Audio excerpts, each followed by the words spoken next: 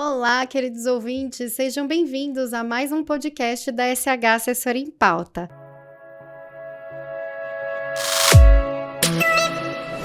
E na edição de hoje falaremos sobre um tema muito importante, Abril Verde, Segurança e Saúde no Trabalho. Pessoal, como esse tema é tão importante no mês de abril, né? O que mais percebemos são diversas campanhas, instituições governamentais, empresas públicas e privadas, sindicatos e os próprios trabalhadores falando a respeito da conscientização, prevenção e a proteção aos acidentes e doenças ocupacionais.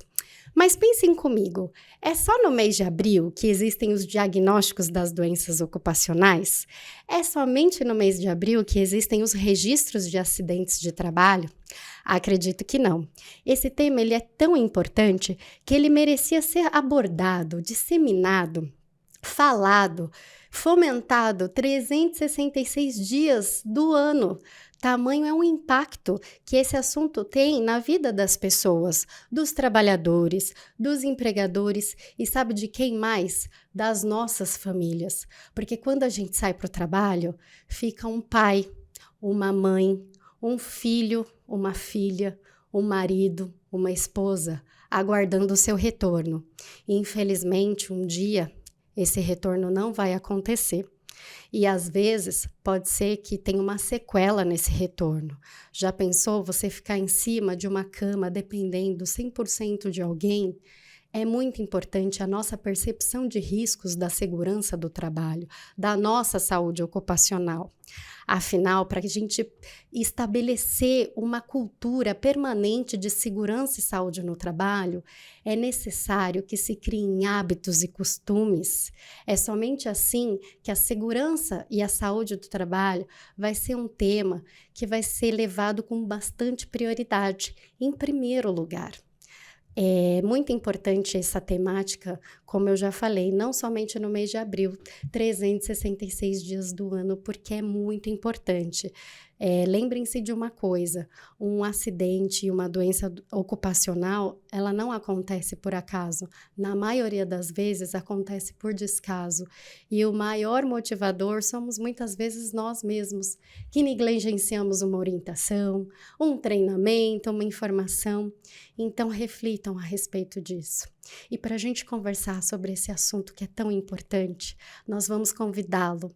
Ele que é engenheiro civil, pós-graduado em segurança do trabalho, instrutor em espaços confinados, atua há mais de 18 anos em obras de saneamento básico e ele atualmente é o diretor da Richard Assessoria. Elvio Richard, que prazer tê-lo aqui conosco no nosso podcast. Olá, Karen, bom dia aos ouvintes que estão acompanhando esse tema que é, como você falou de forma brilhante, né? Obrigada. Que esse tema ele não pode ser abordado somente no mês de abril, né? Exato. Mas abril é onde a gente deixa ele mais em evidência, mas que a segurança do trabalho dos pais de família que estão ali na frente de serviço seja abordado, né, o ano todo. Exatamente, né? Eu agradeço muito a Graciane Fonseca, nossa amiga Gra. Um abraço para você, obrigada Graciane. por essa oportunidade. E Elvio, eu acho que assim, Abril Verde é um tema que realmente a gente tem que revisitar diversos momentos do ano, tamanho, né, o impacto na vida das pessoas. E para que a gente comece aí o nosso podcast, aproveitando essa introdução que eu trouxe, eu gostaria que você falasse um pouco desse movimento, que afinal é celebrado mundialmente, né? E eu queria que você explicasse um pouco para nós por que é no mês de abril que ele tem essa maior evidência, por que tem a cor verde associada, a questão do laço. Queria que você trouxesse um pouco, né, dessa história bonita para nós. É verdade. Quando a gente começa a falar um pouquinho de segurança do trabalho, né, voltado inclusive para esse mês, geralmente sempre é levado em conta alguns fatos recorrentes, né? Certo. E quando nós buscamos a história,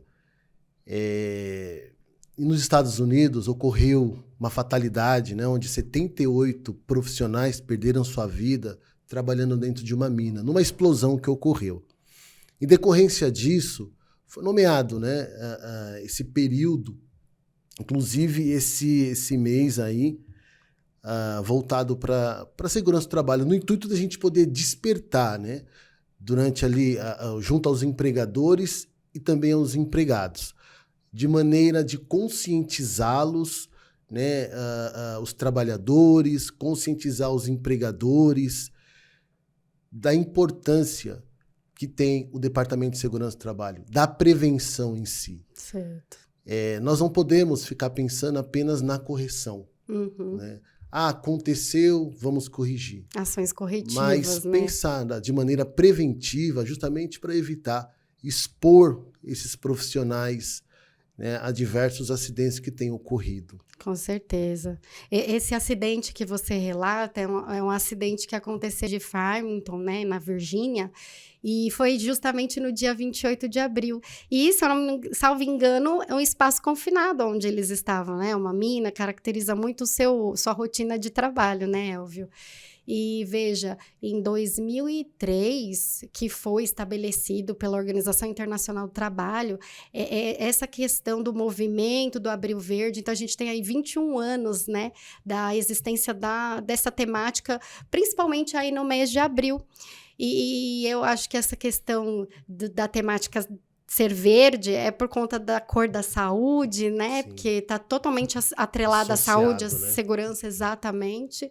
E o laço vem como até um símbolo, porque quando fala de câncer, sempre tem o laço AIDS, que eu acho que sempre foi um tema, né? Que inicialmente já se falava e tinha o símbolo. Então, é um símbolo que traz a solidariedade, a conscientização. O acolhimento. Exato, acolher, porque é muito importante o profissional e se sentir acolhido dentro da organização. Sincerem, né? Exato, e até para que ele saiba dos direitos, deveres, que é muito importante. Acho que é uma mão, né, de via dupla, tanto o empregador como o trabalhador ter essa percepção, né? E falando um pouco dessa questão da conscientização e do tempo que tem o movimento do Abril Verde, eu tenho certeza que isso deve ter gerado impacto nas estatísticas de acidentes, né? Porque eu acho que com o passar dos anos conseguiu-se apurar mais as informações, foi dado maior valor para os indicadores dos acidentes que ocorrem dentro do ambiente de trabalho, das doenças ocupacionais. E aí eu queria, então, trazer, porque pelo que eu andei verificando, de 2011 a 2022, foram apresentados alguns dados, né, pela Previdência, Ministério do Trabalho, e são alguns dados muito importantes, que de 5 milhões e 50 mil acidentes foram comunicados para os homens nesses últimos 11 anos, e 2 milhões 447 mil para a mulherada que está inserida aí no mercado de trabalho. Então, eu queria que você falasse um pouco aí dessas estatísticas e qual é o impacto disso na vida dos trabalhadores e dos empregadores, né? Hoje, como você citou, né, claramente sobre a estatística, nós vemos assim um grande número ainda de acidentes, né? E isso traz um impacto não só para a vida dos colaboradores, dos pais de família, mas também para a previdência social, né? Sim. E quando a gente começa a ver o montante do valor, né, que se gasta com o acidente, que isso daí poderia ter sido evitado, que no meu ponto de vista não tem a fatalidade. Uhum. Muitas das vezes o pessoal fala, mas foi uma fatalidade. E não, quando você estabelece alguns procedimentos, você treina, você consiga enxergar que a segurança do trabalho ela não é um custo, mas sim um investimento, você consegue mitigar isso. Você falou perfeitamente, porque muitos empregadores acabam entendendo isso como um custo e desvia, né, esse investimento. E aí, infelizmente, não se progride e jamais chega naquela cultura, porque a cultura, para ela ser estabelecida, ela tem que estar enraizada nos valores das organizações. Sim. E é complexa essa situação, porque realmente existe esse embate aí do custo do investimento, por que eu vou fazer isso, eu não enxergo essa necessidade, né? E é uma luta diária, né?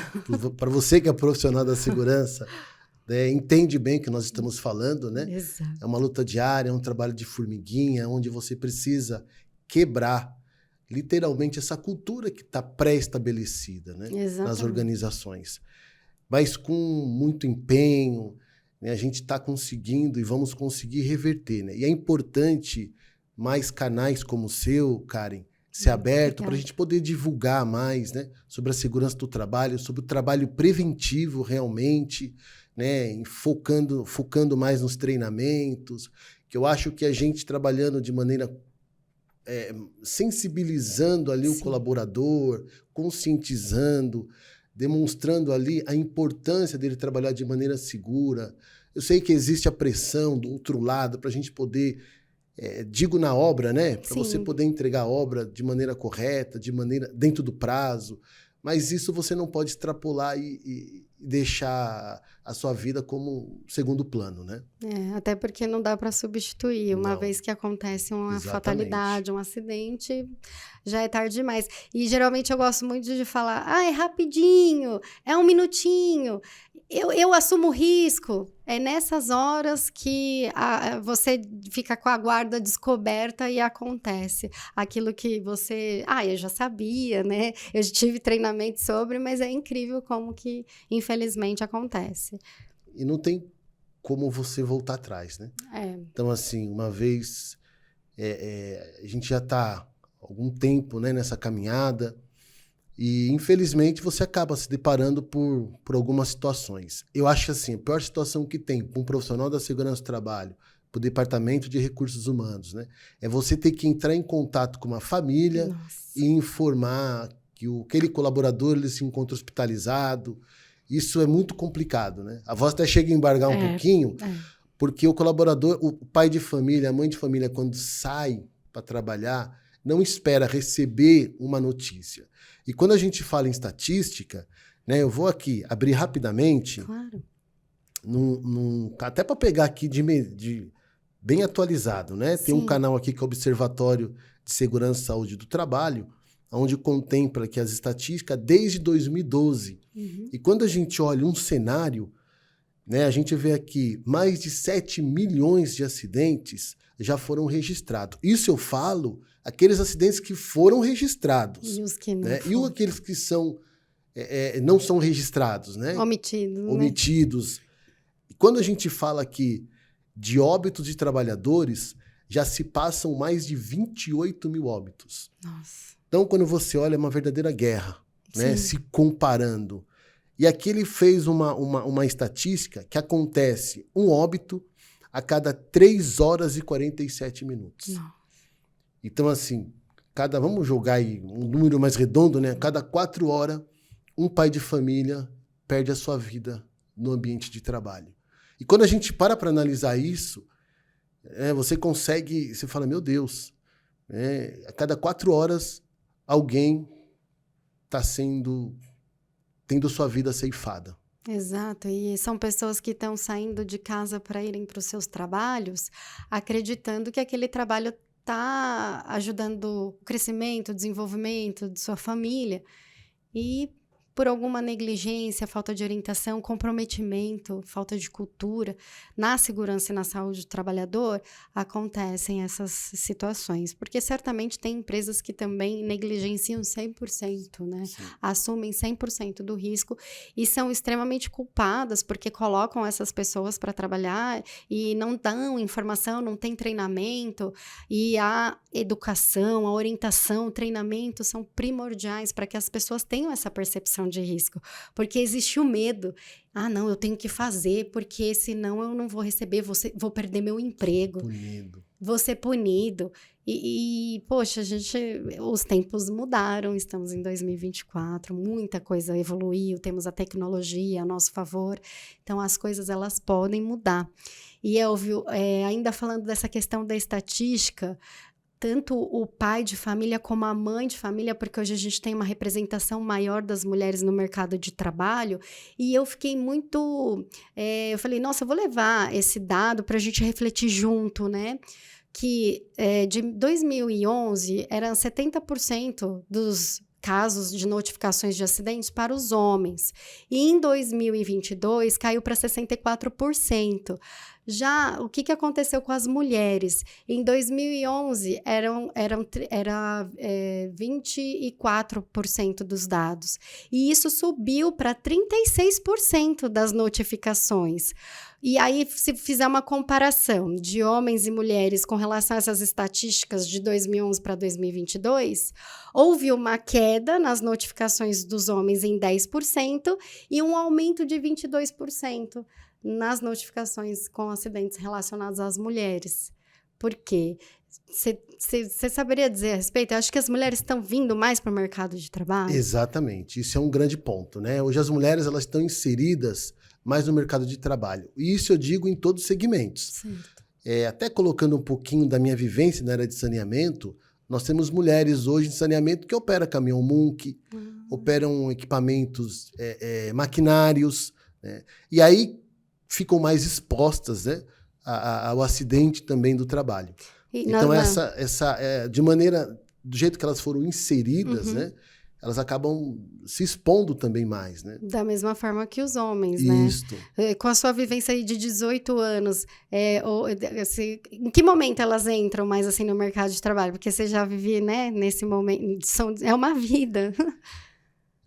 A gente leva também muito pro lado da família, separação, as mulheres, ela precisa, né, cuidar dos filhos, assumir o papel dentro de casa, né? E aí as mulheres, apesar de elas serem mais, como é que eu posso dizer, mais cuidadosa, sim, né? Elas mas assim, por outro lado, realmente acaba se também. expondo e se lesionando, às vezes, no ambiente de trabalho, né? E aumentando essa estatística. Né? É interessante, porque realmente você falou, somos mais cuidadosas, são mais comedidas, né? Prestam mais atenção, porém, estão acontecendo acidentes, né? Com essas pessoas. E aí, talvez, por que será? Tá faltando orientação, treinamento? O que tá faltando? Às vezes também, Karen, a rotatividade, né? Então, a empresa...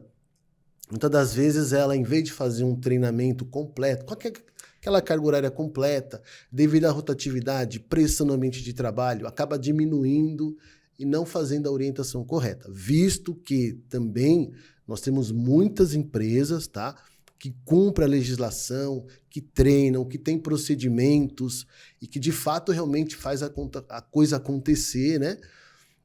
Mas isso eu entendo que essa cultura tem que partir da presidência, da diretoria da empresa, né? Porque quando é estabelecida isso, facilita. Porque se a empresa fala, eu preciso que cumpra os procedimentos estabelecidos da segurança do trabalho, quando, né, um empresário ele tem essa visão, sim, que eu estou fazendo investimento, quando eu estou treinando esse colaborador, estou fazendo investimento,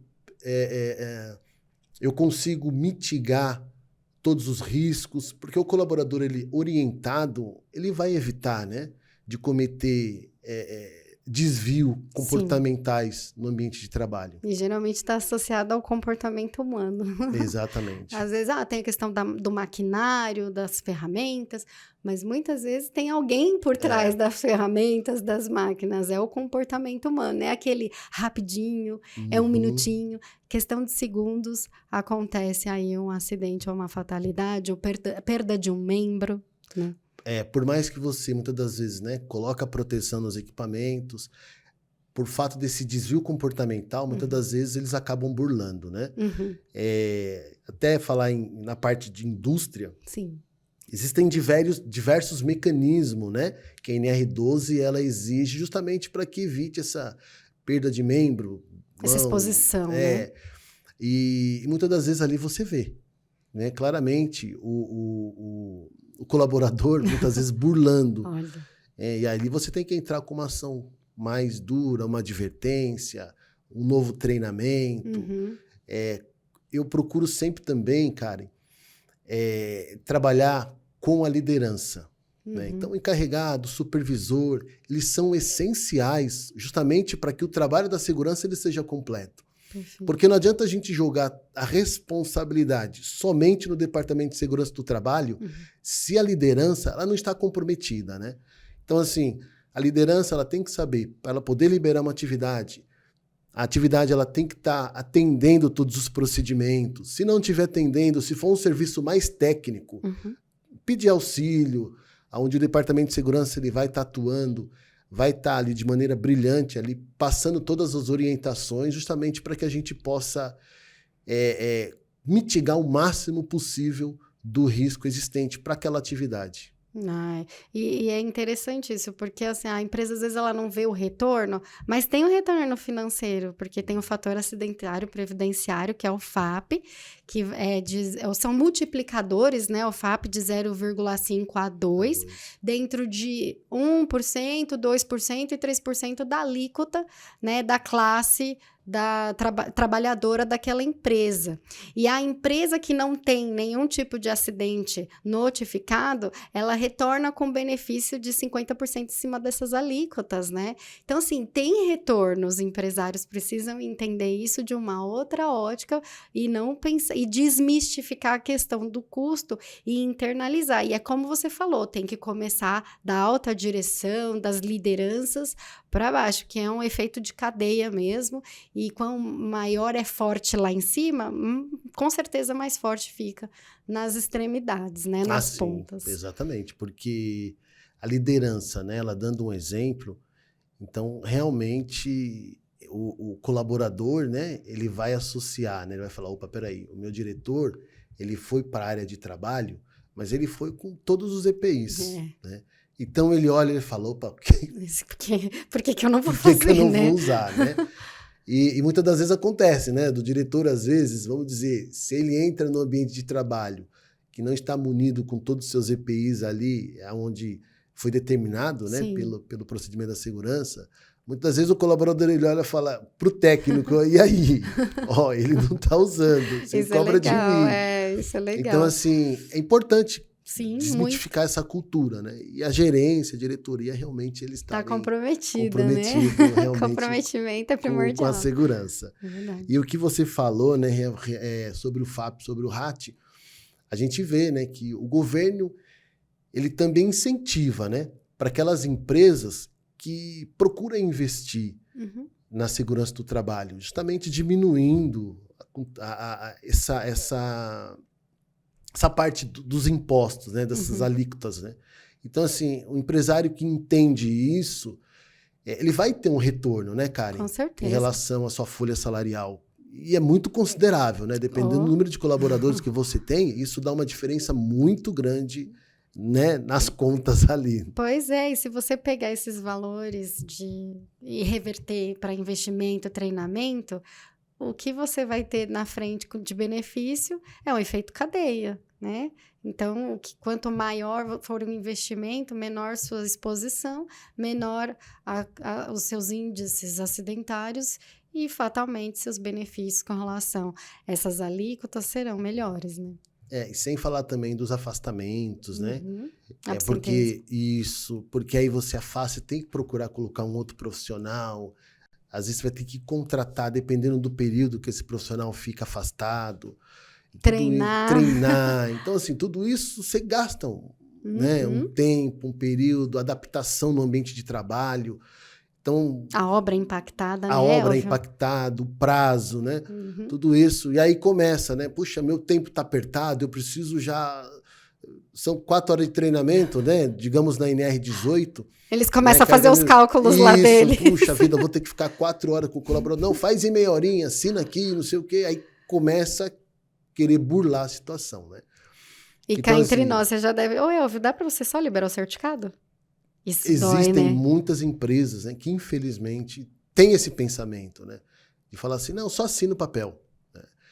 Então, é inadmissível, porque aquele colaborador, ele está indo para frente de trabalho, ele está indo para o ambiente de trabalho sem nenhum conhecimento do risco. Né? Então, não dá para colocar a cabeça no travesseiro e dormir em paz com uma situação dessa. Exato, porque ele nem sabe o que está acontecendo, ele só está ali para trabalhar, atendendo ordens. Não, me colocaram aqui. Aí pede para o rapaz fazer um trabalho em altura. Tem coragem? Nem sabe fazer um nó direito, não sabe colocar o EPI corretamente. É muito triste isso. E às vezes ele não entende nem o direito de recusa que está previsto em norma, em CLT, né? Então, às vezes, igual você falou, faz trabalho em altura, está exposto ao risco, e ele não sabe que ele tem o direito de recusa se o ambiente de trabalho não tiver adequado para ele poder realizar de maneira segura, né? Exato. E você falou, até a nossa próxima pergunta é justamente sobre isso, né? Essa importância de conhecer os direitos e deveres, tanto dos trabalhadores como dos empregadores, para se manter um ambiente seguro e saudável de trabalho, né, Elvio? Então, queria que você trouxesse um pouco aí quais são esses direitos e deveres para que se mantenha um ambiente de trabalho saudável e seguro. Quando a gente fala de direitos e deveres, eu acho que é importante a gente ir direto para a NR1. Né? A NR1 ela deixa isso muito claro. Né? Hoje nós temos 38 normas, né? Sim. E a primeira norma já trata esse assunto. Eu vou fazer uma leitura aqui que eu acho que é importante, muitas das vezes, a gente pegar o fio da meada mesmo, né? Com certeza. Então aqui, direitos e deveres, que é o item 1.4. Então ele fala, cabe ao empregador cumprir e fazer cumprir as disposições legais e regulamentares sobre a segurança e saúde do trabalho. Aí tem lá, né? Vai descrevendo, informar os trabalhadores sobre os riscos ocupacionais existentes no ambiente de trabalho, as medidas preventivas. Uhum. Então, assim, essas informações são fundamentais para que eles possam exercer de maneira segura a sua atividade. E, por outro lado, também os empregados, eles também têm deveres de respeitar, cumprir os procedimentos pré-estabelecidos pelo estabelecimento. Que os contratam. E assim, e com isso, a gente consegue realmente trabalhar de maneira segura nesse local de trabalho. Muitas das vezes, Karen, o que eu tenho percebido? Uhum. Cria-se os procedimentos, não fazem o treinamento corretamente, porque também não é só você chegar lá, colocar o pessoal na sala de treinamento, ligar um vídeo e deixar lá 2 horas o colaborador dentro de uma sala assistindo um vídeo. Então, o profissional também que está aplicando o treinamento, ele precisa ter o conhecimento, ele precisa ter uma boa didática para poder apresentar essas informações de maneira clara, visto que muitos empregados às vezes não tem aquela escolaridade. Eu falo isso da minha atividade, né? Quando a gente fala de saneamento, a gente vê que são pessoas carentes, né? E muitas das vezes até sedentas de informações, desde que você saiba ter uma didática para poder aplicar essa informação. Então é sempre um desafio, né? Você entrar numa sala de treinamento para que você possa realmente ensinar. E transformar, né? Transformar a vida daquele pai de família, onde ele busca trazer ali a compreensão. Porque não é simplesmente você lançar palavras, né? Então eu gosto sempre de interagir. Você entendeu? Vamos fazer uma dinâmica, vamos fazer isso, vamos fazer aquilo, sempre em conjunto, justamente para que o treinamento não fique maçante. Sim. E o treinamento ele seja ali compartilhado entre as partes, porque eu vejo que é uma via de mão dupla. Com certeza. E eu sempre procuro dizer, né? Quem é mais beneficiado, muitas das vezes, no treinamento é o instrutor, quando os empregados eles participam. Porque cada um ali tem uma experiência de vida. E quando eles ali entendem que eles não estão ali... Porque muitos ali falam, mas se eu falar alguma besteira... Eu falo, gente... Expõe. Aqui é o nosso momento. Aqui é o nosso momento, exatamente. Falem, compartilhem das suas experiências profissionais e o treinamento vai ser rico para ambos. Porque ali é uma troca, né? Com certeza. E é muito bonito, né, ver esse conceito, porque é como você falou, dá para fazer aqui 40 horas, dá só para assinar o certificado, então deixa lá. É um recurso hoje, né, os treinamentos EAD, mas é um recurso que tem que saber ser utilizado. Porque da mesma forma que você ganha tempo, ótimo, ele tem que ser feito com eficiência. Sim. Né? Só fiz, tá aqui o certificado. Não, precisa ter qualidade, né? Precisa ter parâmetros para que realmente você consiga validar a assimilação do conteúdo daquele profissional. Porque senão, da mesma forma, você coloca ele na frente de serviço totalmente leigo do que está acontecendo ali, dos riscos de fato que ele está exposto. Sim. Até falando um pouquinho desse treinamento EAD, né? A gente até costuma também, muitas das vezes, aplicar. Mas assim, fechou um módulo, é importante ter uma avaliação, né? Para ver se realmente ele assistiu, assimilou, para que ele possa dar sequência para um próximo módulo, né? Atingindo ali uma nota mínima, um conceito ali muito explicativo, com imagens, e ali facilita muito o entendimento, né, Karen? Lúdico, né? Isso, é lúdico. exatamente. E nada impede também de ter um complemento de parte prática, Com certeza. principalmente, né, Elvio? Eu acho que é muito importante trazer ele para frente de serviço. Assistiu, e aí, o que você entendeu? Vamos trocar agora essa informação. E aí ele contribui também, porque ele já se sente ali munido de informação, agregando mais valor àquele momento de troca. Então, eu acho que isso é muito importante, né? Que é a integração no ambiente de trabalho, né? Então, ali, não é porque ele terminou o treinamento na sala, ali, naquele ambiente, e ele está indo para o seu local de trabalho que finalizou, né? Exato. Pelo contrário, ali ele vai ser integrado no ambiente onde ele vai estar exercendo a sua atividade. E ali é importante o encarregado, o supervisor, né? O recebê-lo e mostrar, apresentar para ele ali o local onde ele vai ser inserido. E também digo isso na minha área, né? Muitas vezes a gente entra num ambiente confinado. Esse novo colaborador, ele não vai já acessar aquele ambiente, né? Então ele precisa primeiro ficar na parte superior, ele vai observando, né? Como é que funciona toda a situação, para depois a gente inseri-lo, mesmo pós-treinamento, para depois inseri-lo ali dentro daquele ambiente que a gente caracteriza como ambiente mais, né? Ambiente um pouquinho mais de risco. Mais crítico, né? né? Mais crítico, realmente, para você poder exercer a atividade. E, Elvio, falando um pouco aí do seu dia a dia, que é espaço confinado, né? Exatamente. Eu vou dar essa oportunidade agora, você dar essa aula pra gente, porque trabalhar em espaço confinado é algo que não é muito divulgado e é muito importante, sabe por quê? Você faz obra de saneamento básico e em vários lugares do nosso país não tem saneamento básico.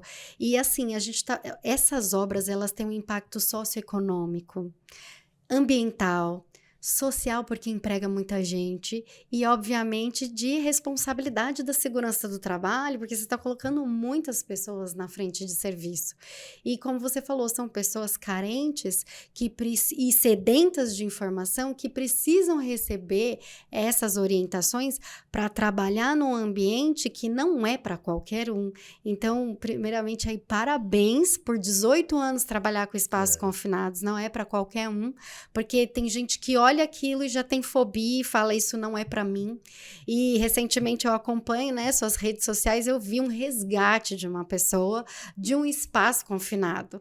Então, imagina você ajudar num resgate de um amigo, de um colega que estava naquele ambiente. Trabalhar nesse ambiente é realmente todo dia uma prova. Então, assim, parabéns, Elvio, eu gostaria que você trouxesse nessa oportunidade aqui no nosso podcast um pouco mais desse trabalho muito bonito e importante para nós. Esse assunto que você até colocou sobre o resgate foi um treinamento, né? Um simulado prático na frente de serviço para a gente trazer a maior realidade possível daquele cenário, né? Então, assim, ele é fundamental justamente para que os colaboradores eles consigam assimilar que se eles entenderem e respeitarem todos os procedimentos pré-estabelecidos, que muitas das vezes não pode ter erro, né? Não dá segunda chance. Nossa. Então, aqueles que entram, aqueles que adentram o ambiente confinado, eles têm que estar ali literalmente com conhecimento do risco, como fazer um resgate, se o colaborador passou mal, se o detector de gás disparou. Então, existe uma série de procedimentos que já foram pré-estabelecidos. E existe um trabalho em conjunto, né, com a Sabesp, existe um trabalho em conjunto com as empreiteiras, é desafiador, mas é muito bonito, porque nós estamos levando saúde, né, para muitos bairros que ainda não têm a parte do saneamento. E ali, aqueles dejetos que são lançados diretamente no córrego, a gente, através de construções de redes, coletores, interceptores, né, a gente consegue captar isso, levar isso para uma estação de tratamento, fazer o tratamento de esgoto e depois descartar isso no rio, né, de maneira que visa a não poluição. E aí existem diversos métodos, tá, Karen? De maneira construtiva para a gente poder fazer esses coletores, né? Tem o método que é da escavação manual, que é o sistema NATM, tem um método de tubo cravado, tem vala a céu aberto. E quando é tubo cravado, é o próprio maquinário que vai fazendo a instalação das tubulações, então o risco ele é muito mitigado. Né? O colaborador ele não está tão exposto ao risco. E quando é agora... Primeiro a máquina entra, Isso, né? a máquina entra, a máquina vai fazendo toda a escavação. Seria um mini tatuzinho. Era isso que eu ia falar, isso. associando com as obras do metrô, né? O tatuzão diminui. Isso, diminui o diâmetro. Então... E eu acho assim, até antes de você prosseguir, o que seria o espaço confinado? Até para explicar, né? Para o nosso ouvinte, o que é o espaço? Para a gente, beleza, mas e para eles, né? Eu sempre gosto, Karen, de fazer o quê? Uma leitura da própria NR, né? Que é 33, porque, né? 33, isso. A NR 33, ela fala sobre o espaço confinado. E eu também trouxe aqui, né? Então, assim, ela já começa caracterizando a legislação, dizendo assim, que essa norma ela tem o objetivo de estabelecer os requisitos de caracterização do espaço confinado. E ela vai te dando um passo a passo, justamente para a pessoa poder entender de fato se o ambiente onde ela trabalha é caracterizada como ambiente confinado ou não. Visto que essa norma ela foi atualizada recentemente, agora em 2022, ela passou por uma reformulação em outubro, então ela está fresquinha, digamos assim. E aí diz aqui, considera-se espaço confinado qualquer área ou ambiente não projetado para ocupação humana. Mas ele diz também aqui que precisa atender simultaneamente alguns requisitos, que antigamente não tinha essa palavra simultaneamente. Então entrou. Então ele fala, A, não ser projetado para ocupação humana contínua. B, possuir meios limitados de entrada e saída. E C, em que exista ou possa existir uma atmosfera perigosa. Sim. Então, assim, esses passos são importantes para que seja definido um ambiente confinado. E aí você tem todo um procedimento, né? Digo na área que eu atuo. Então, assim, para a gente poder adentrar dentro desse ambiente, você precisa de EPCs, que são ventiladores, insufladores, sistema de resgate. Você precisa ter um detector de gás, fazer o bump test. Então, assim, são todos os procedimentos, além do treinamento, tá? De 16 horas para profissional autorizado e 40 horas para supervisor de entrada. Então, você pode ver, é um treinamento bem extensivo, porque você precisa trazer todas as informações possíveis para o colaborador. E nunca trabalha sozinho, né, Elvio? Porque você falou, está associado a um supervisor, né? Isso. E a pessoa que, de fato, entra naquele espaço. Para você poder executar atividade dentro do ambiente confinado, do espaço confinado, mínimo 2 pessoas. Além de tudo, tem que ficar uma pessoa do lado de fora, que nós chamamos de vigia. Então, esse vigia, se acontece qualquer ocorrência no espaço confinado, esse vigia está ali justamente para poder chamar a equipe de resgate, a equipe de salvamento. E dependendo da gravidade, a gente tem geralmente o corpo de bombeiro que auxilia com maestria, né? Qualquer tipo de resgate. Então, geralmente é importante a empresa que executa trabalho de espaço confinado procurar ter esse diálogo com o corpo de bombeiro mais próximo da região, mostrando inclusive cenários, porque se porventura tiver alguma ocorrência, eles já sabem inclusive qual equipe enviar. Nossa, interessante. Então, até o corpo de bombeiro também está treinado para espaços confinados, para, obviamente, agir nesses locais de trabalho. Eles atendem, né? Com total maestria, com todos os equipamentos possíveis. Muito interessante. Eles têm todo o aparato, todo o conhecimento.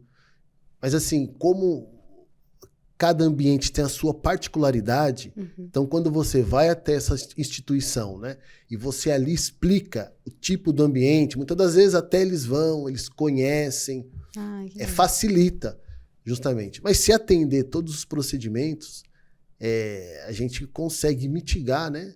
Apesar de ser um ambiente que muitas pessoas temem entrar, mas você vê que é um ambiente seguro. Sim. Até o método construtivo, né, de sistema NATM, que é através de concreto projetado, a gente vai fazendo por etapas, sobre todo o cuidado. Então tem o projetista, tudo isso é baseado com cálculos, né?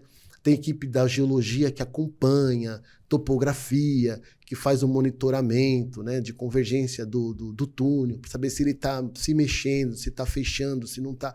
Então, existem diversos procedimentos para que a gente consiga manter um ambiente bem seguro para os colaboradores exercerem a sua atividade. Que incrível! Então, é um trabalho mais do que multidisciplinar, né? Envolve várias frentes de serviços e com respaldo técnico fortíssimo, né? Na engenharia, até pela tecnologia que vocês hoje já utilizam, não são as pessoas lá cavando, né, o túnel, já tem uma tecnologia específica para a abertura desses locais e, obviamente, deixando o ambiente cada vez mais seguro, promovendo a saúde, né, o ambiente desse espaço confinado mais seguro. Nossa, muito interessante, porque realmente a gente sabe da NR33, mas se você não vive, aquilo realmente fica uma informação lá no nosso HD, né? Puxa, muito legal. E como o saneamento é tudo subterrâneo, né? Depois que terminou, fez a conformação do poço, do PV, né?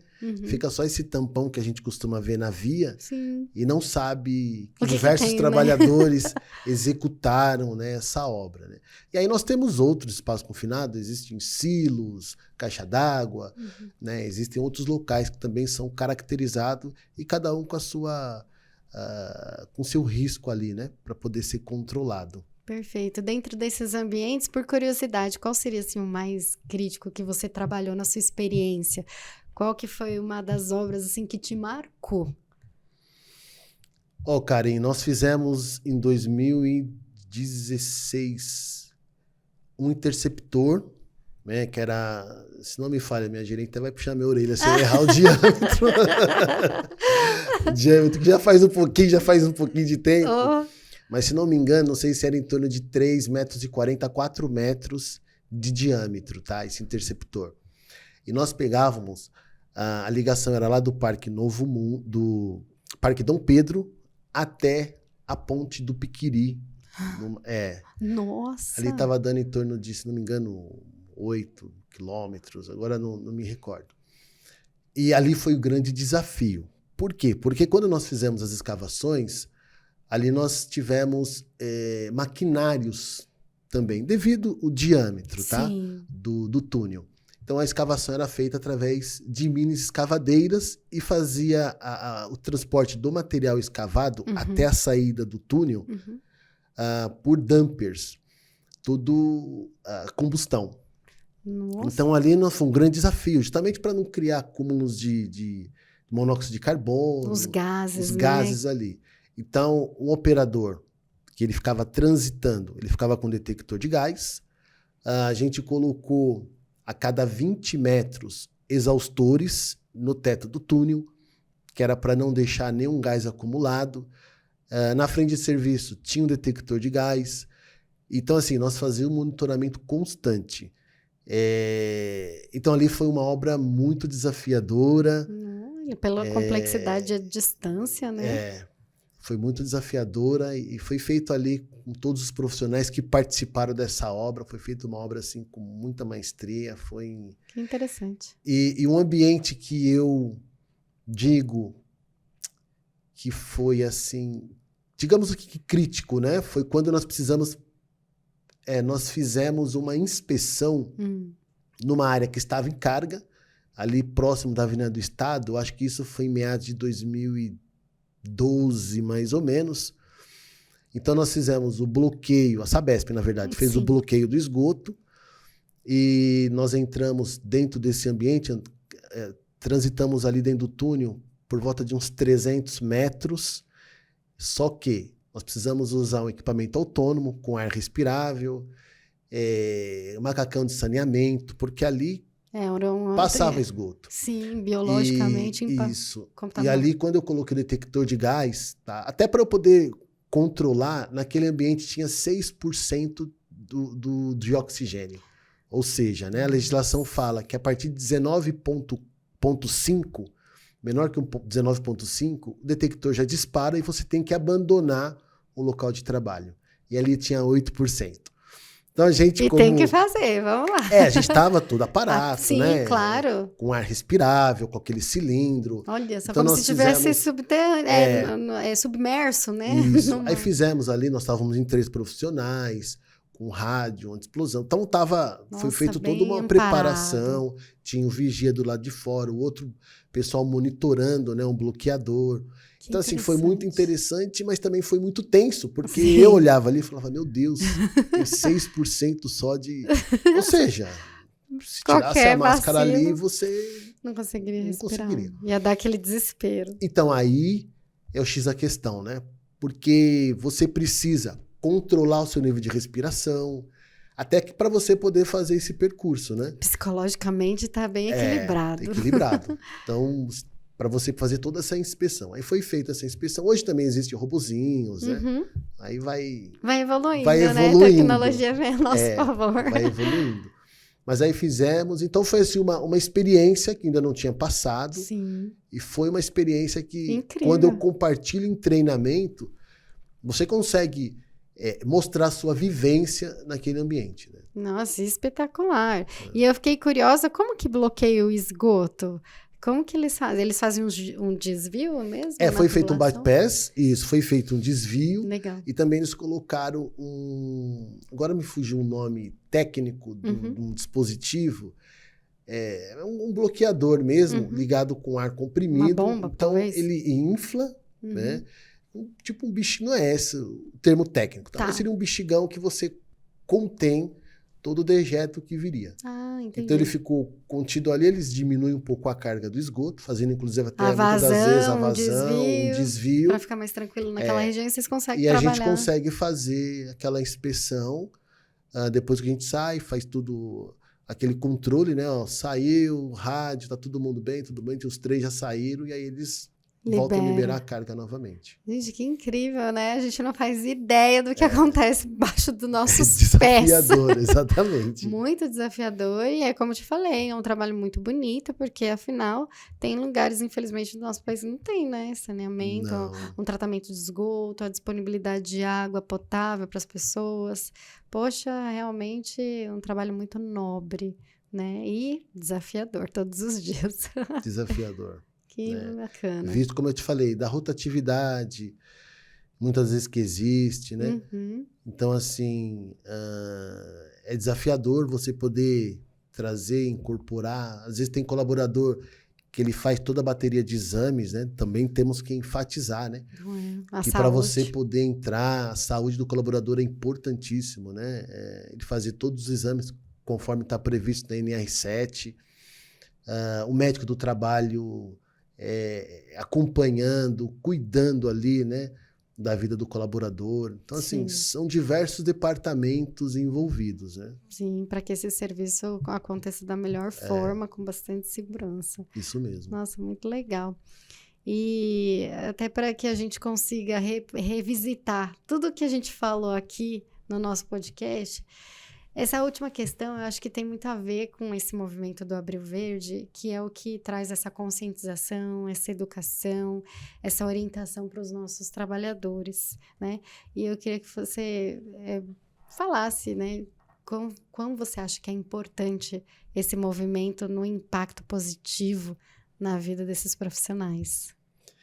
Eu lembro que você iniciou, né, falando inclusive que não podemos apenas lembrá-lo no mês de abril, né? Então é importante que esse assunto seja comunicado, né, de maneira constante o ano todo. Então, assim, Karen, é importante ter campanhas, né, as empresas se mobilizarem realmente através de campanhas, CIPAT, você enfatizar, que a Semana Interna de Prevenção de Acidente, Sim. eu amo, né? Acho que você também, né? É muito interessante, né? Proporcionar essa semana, que as pessoas ficam esperando quais serão as novidades que você vai trazer, o que você vai levar daquele momento para a sua vida. Porque não se limita ao ambiente de trabalho, né? Isso. É uma responsabilidade grande. E aí é legal porque você também consegue envolver a CIPA, né, os membros da CIPA. Que é a Comissão Interna de Prevenção de Acidentes, muito importante também para as organizações. E assim, Karen, muitas das vezes as pessoas falam, mas eu não tenho recurso para isso. Então, é importante você incluir os seus parceiros, né? Uhum. Porque tem SH Assessoria, tem a Richard Assessoria. Com certeza. Existem também profissionais de grandes empresas de EPIs, empresas que vendem acessórios de içamento. Então, aqueles parceiros que você costuma muitas das vezes adquirir, né, qualquer equipamento, é importante que você traga ele, incorpore ele nessa semana para que ele possa estar trazendo algumas informações. Então, dá para se fazer, né? Uhum. Às vezes é um outro desafio, Custo. né? E, às vezes a empresa não vai disponibilizar o custo que você deseja. Então, às vezes tem um recurso, você compra brindes, Sim. porque é legal, finalizou aquele dia, você fazer um sorteio, tudo isso é motivador para quem está ali participando, né? Uhum.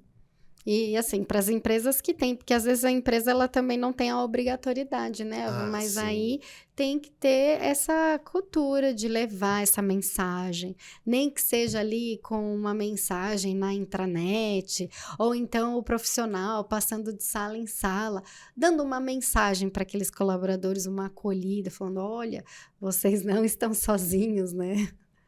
Muitas das vezes também você pode decorar o ambiente de trabalho, né? Eu vejo assim, lá na empresa nós fizemos na parte do Outubro Rosa, né? Então, os banheiros femininos, eles pintaram, né? Os masculinos de azul. Então, assim, são meios de você ir deixando o ambiente... Pequenas ações, né? Isso, que faz diferença, né? Eles se sentem acolhidos. E isso é importante.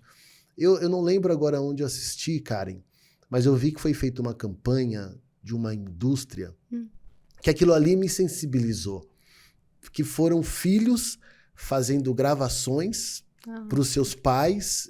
Depois eu até quero localizar esse vídeo. Bonito. E ali eles falavam, mamãe, usa o EPI, papai, usa o EPI, nós estamos esperando. Então, assim, eles estavam reunidos e quando eles olhavam aquela cena, né, dos filhos, comovem, né? Porque como você falou, né, sempre tem alguém te esperando. Sim. Sempre tem alguém te esperando. Então, quando você sai para ir trabalhar, a pessoa está te aguardando você voltar. Com certeza. Então, assim, essas campanhas são importantes justamente para você sensibilizá-los e eles entenderem, né, que se faz necessário atender os procedimentos. Outra coisa que nós introduzimos na empresa, que também já existem em outras empresas, que é o amigo do peito. Né? Como é que se trata isso? Eu cuido de você e você cuida de mim. Que legal. Né? Então, se você vê que seu colaborador, seu amigo, ele está exposto a um risco, você vai lá e alerta. Né? Porque você está de fora, você consegue ter uma visão geral. E às vezes ele deixou, às vezes você está lá em cima com ele fazendo um trabalho em altura, ele se mobilizou, se movimentou e não utilizou o talabarte, os ganchos corretamente, dá um toque para ele. Né? Não deixa ele exposto, alerta. E isso ajuda você cada dia mais ir controlando esses incidentes, né, que possa gerar. Bonito isso. Olha, duas coisas maravilhosas que você falou, né? Além de todas as outras, mas quando a gente mexe com a inteligência emocional, eu acho que cria gatilhos e esses gatilhos são muito benéficos porque fixa. Com certeza eu vou olhar para você e falar, ele falou daquela campanha das crianças falando da importância de se usar os EPIs para os pais.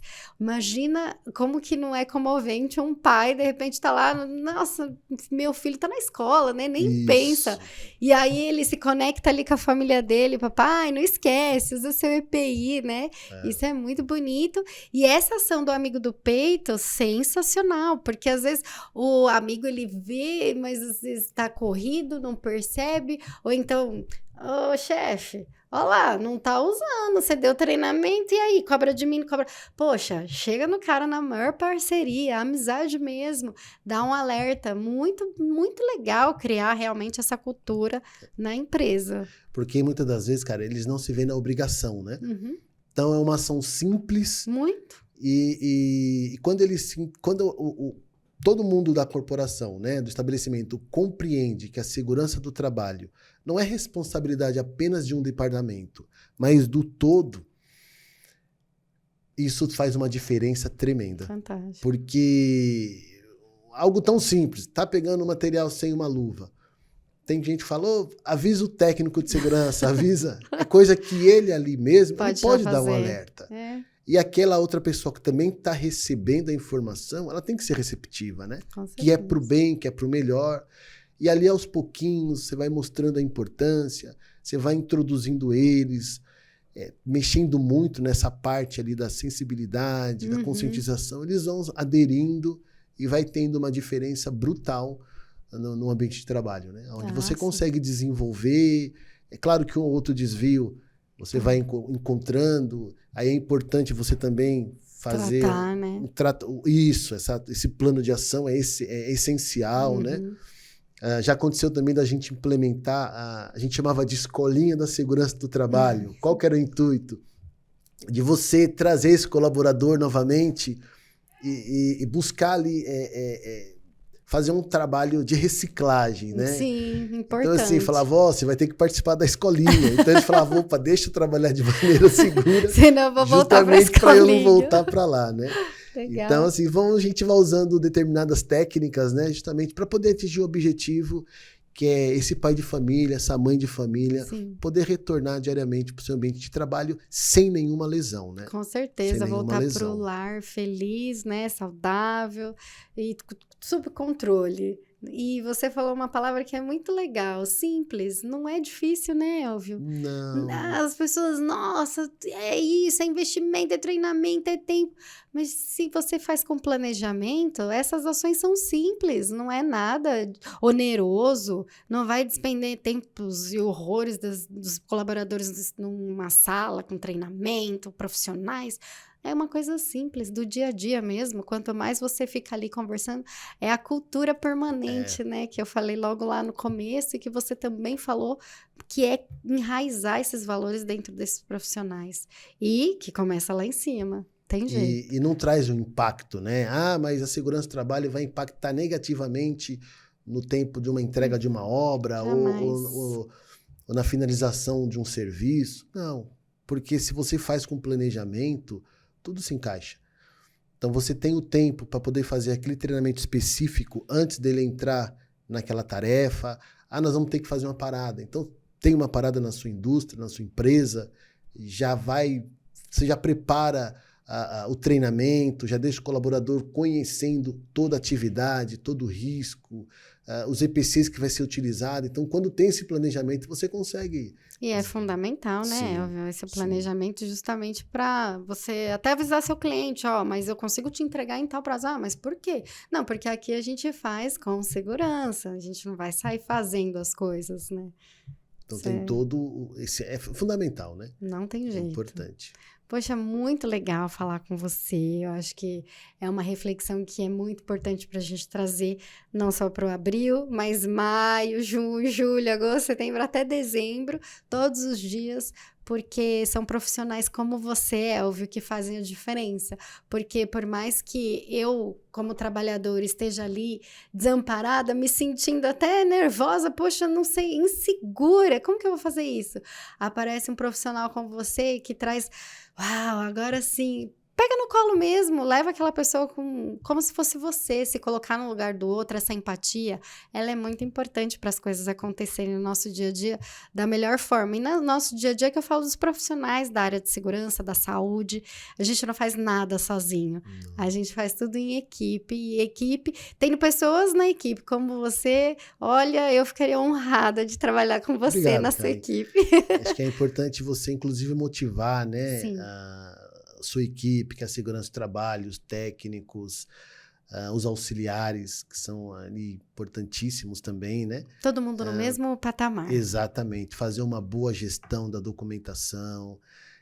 Então, assim, são diversos itens, né, que precisam realmente ser colocados ali justamente para que a gente possa desempenhar um bom trabalho. Como você disse, ninguém faz nada sozinho, não né? Faz. Então, nós entendemos que é uma engrenagem. Então, o RH está ligado, está conectado, a medicina está conectada, a engenharia está conectada. Então, assim, departamento de compras, que também tem um papel fundamental, porque quando você solicita uma compra de um equipamento, não tem que visar somente o preço, mas visar a qualidade daquele equipamento. Técnicos. Exatamente.